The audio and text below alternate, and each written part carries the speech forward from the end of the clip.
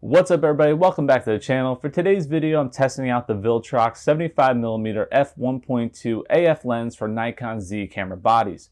Now full disclosure, Viltrox sent me this lens for free to test out and share my opinion with you guys.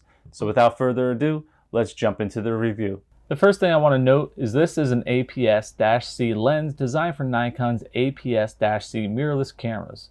However, you could still use this lens with Nikon's full frame camera bodies like I did in this review. Just be aware that this will put your full frame Z cameras in DX crop mode, so my Z7 produces roughly a 20 megapixel image and my Z6 will produce a 10.3 megapixel image. With Nikon's 1.5 crop factor with the APS-C lenses, the Viltrox 75mm field of view is equivalent to around 112.5 millimeters, making it the ideal portrait lens, especially with a large aperture of 1.2. This lens allows for a decent amount of space between you and your subject, so it feels less obtrusive than other portrait lenses with a wider field of view. With an aperture of f1.2, the Viltrox lens produces a lovely bokeh which really helps to isolate your subject. With such a fast aperture, I was concerned about the sharpness of this lens when shooting wide open. However, I was pleasantly surprised when I pixel peeped this lens against my Nikon 24-70 at 70mm f2.8 in DX crop mode using my Nikon Z7.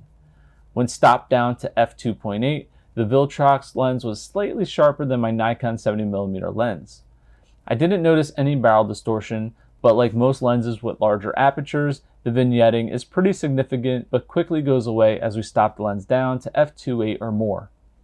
Wide open at f1.2, the Viltrox was impressively sharp in the center of the image, with only slight loss of sharpness as we drifted towards the sides, so kudos for Viltrox for using some good quality glass. I also noticed the slight loss of sharpness in real world testing when I put my model outside of 1/3 versus keeping her framed more towards the center when shooting at f1.2.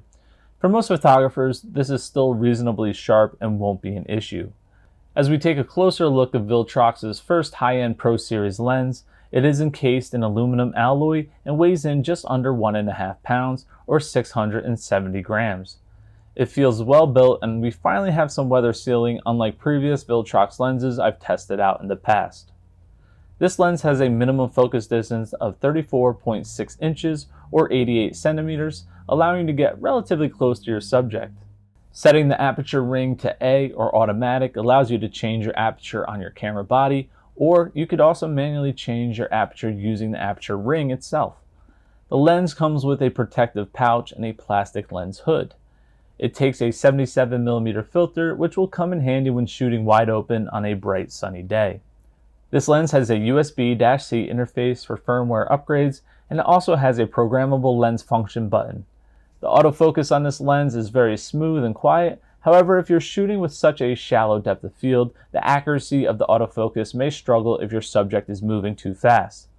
The autofocus is pretty quick, but I'm not quite sure if this would be sufficient enough if you're into sports photography. This lens is much better suited for static portraits and product photography in my opinion.